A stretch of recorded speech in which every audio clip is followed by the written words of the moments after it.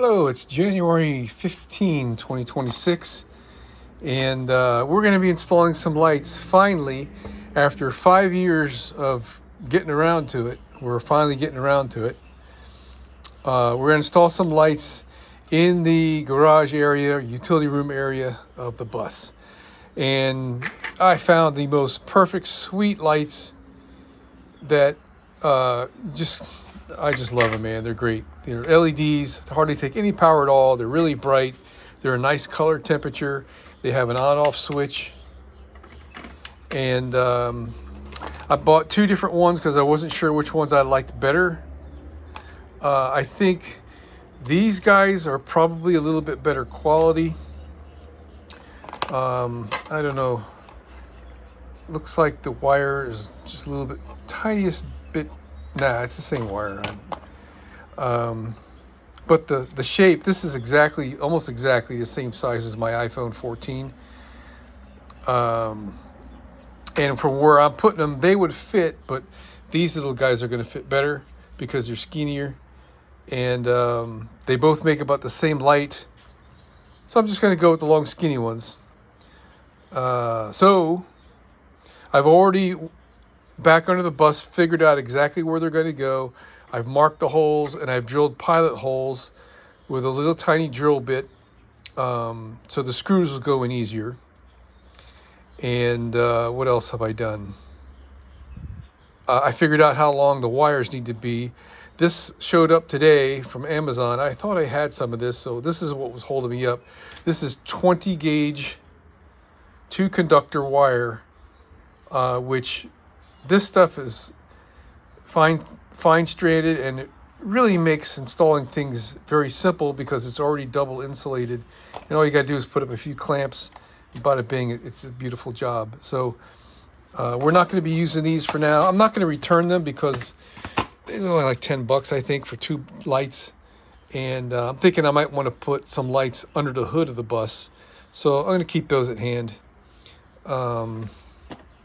So the first thing we got to do is extend the wires, and I've already determined the length that I need, and we are going to use solder and heat shrink, twist these things together, and that's going to be some tedious work, but I'll show you how that goes. So I was looking, and I realized that the plastic cover comes off of this fairly easily. You just take a razor blade and you kind of work it in there, and there's little snapping points in various places. So I got the cover off, and that's what it looks like without it. Got some weights on this. I'm on a piece of cardboard. We're going to desolder the original wires, and we're going to solder these, attempt to solder these right to the board so that this stuff will be coming out from the edge here without having to have connections. So my soldering gun, I cleaned the tip really well. It's heating up. It might be hot enough now. Where did my solder go? Here it is. I need to wipe this off really good. Re-tin the tip, and I'm going to tin these little wires first, then desolder those and attempt to put those directly onto the circuit board. Okay, here we go again. Tin the wires.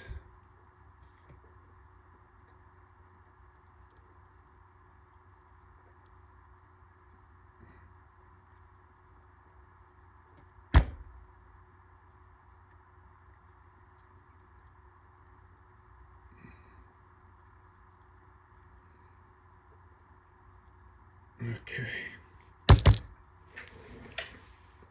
It's starting to get a little dirty. Okay, here goes. You got to be fast with this so you don't heat up the board.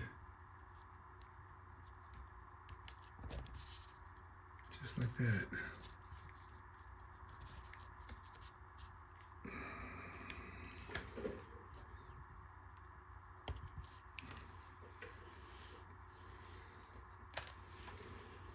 Okay, got it.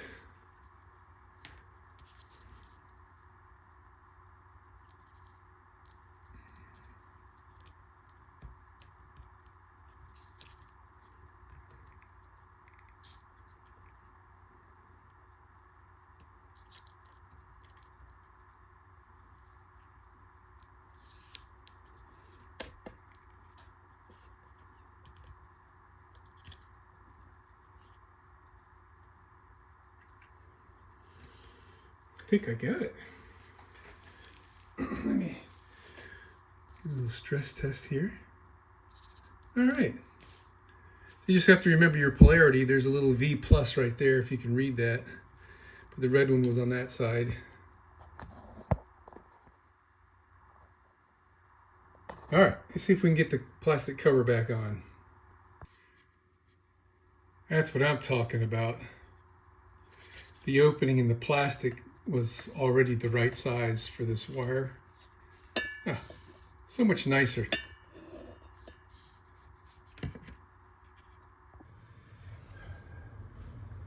So we are getting close to being done.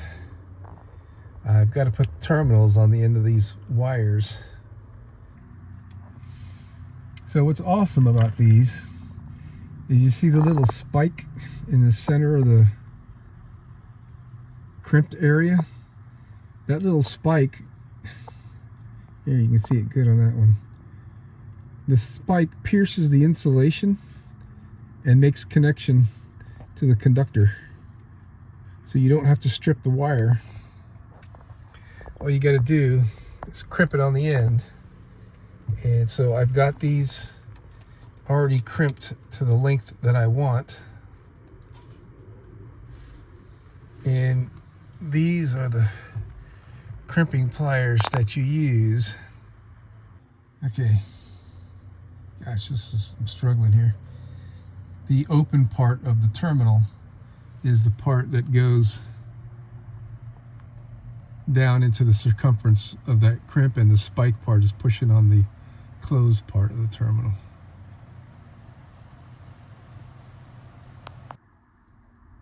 Isn't that sweet? All right.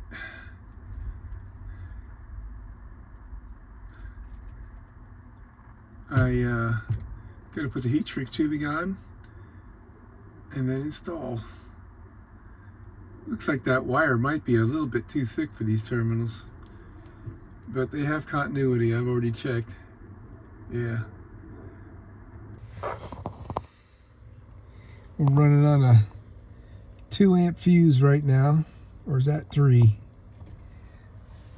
And they are wonderful.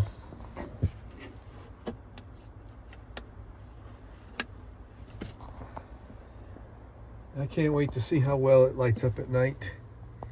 It is really fabulous. So this here, I was just using this extra little light so I could work with it. These things are fabulous. So now we can put the cover back on our little Blue Sea. And I got garage lights.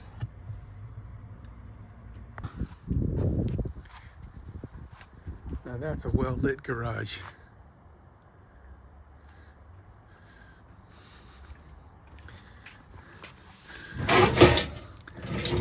That is just fabulous.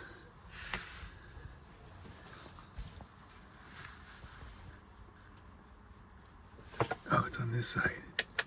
You have to memorize where the darn switches are.